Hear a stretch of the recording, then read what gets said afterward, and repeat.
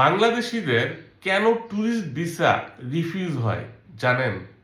অনেকেই আমাদেরকে প্রশ্ন করেন যে আমার প্রোফাইল ভালো, তারপরও আমাকে ভিসা কেন দিল না?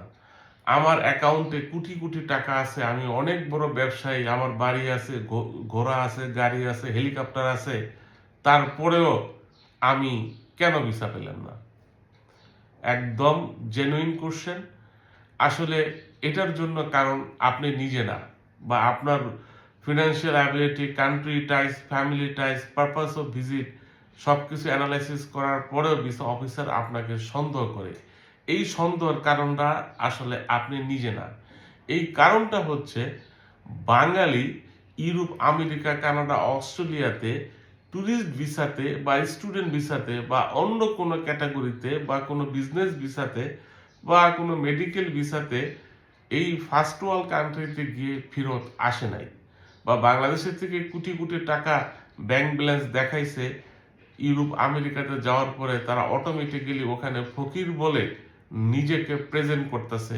তারা সরকারি রিফিউজির যেই ক্লেম, এই ক্লেম করে বেনিফিটগুলো নিচ্ছে, থাকার ব্যবস্থাটা নিচ্ছে মাগনা, খাবার ব্যবস্থাটা নিচ্ছে মাগনা। এই বিষয়গুলাই এবং আমাদের নীতি নৈতিকতা চরিত্র দিক দিয়ে ট্যুরিস্ট ভিসাতে গিয়ে পলিটিক্যাল অ্যাসাইলাম করার ফলে এই যে রেকর্ডটা, এটা ওদের হিসাবে আছে। তাই যখন বাংলাদেশি কোনো মানুষ ট্যুরিস্ট ভিসার জন্য অ্যাপ্লাই করে, আমি দেখেছি 80% ক্ষেত্রেই ভিসা রিজেকশন হয়।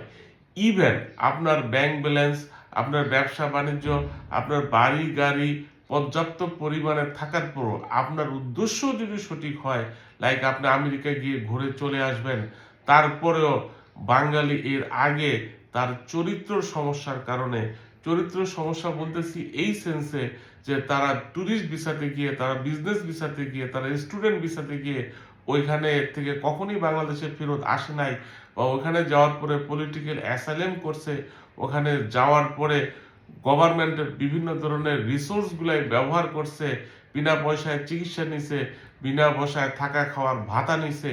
এই বিষয়গুলাই আমাদের অ্যাপ্লিক্যান্টদের প্রতি, যারা এই মুহূর্তে ইউরোপ আমেরিকাতে আবেদন করবে, তাদের প্রতি একটা নেগেটিভ ভাইব তৈরি করে। এই কারণে ভিসা অফিসাররা একটা প্রিডিটারমেন্ট মোশনে থাকে এবং মনে করে বাঙালি তো আমেরিকাতে গিয়ে, কানাডাতে গিয়ে, অস্ট্রেলিয়াতে গিয়ে পলিটিক্যাল অ্যাসাইলাম করে, তাই এই জাতিকে আর ভিসা দেওয়া যাবে না। ভিসা দিলেও চার চোখ দিয়ে চেক করে পুঙ্খানুপুঙ্খানুভাবে যাচাই বাছাই করে ভিসাগুলাই দেয়। আশা করি বিষয়গুলাই আপনারা বুঝতে পেরেছেন এবং এই বিষয়ে সতর্ক থাকবেন, জেনুইন ডকুমেন্টেশন দিবেন, বা যারা ভিসা পান তারা ভিসার যে রুলস রেগুলেশন এগুলো মেনে বিদেশে অবস্থান করবেন এবং আপনার ইন্টেন্ডেন্ট ট্রাভেল শেষ করার পরে যথাসময়ে বাংলাদেশে ফেরত আসার জন্য অনুরোধ রইল।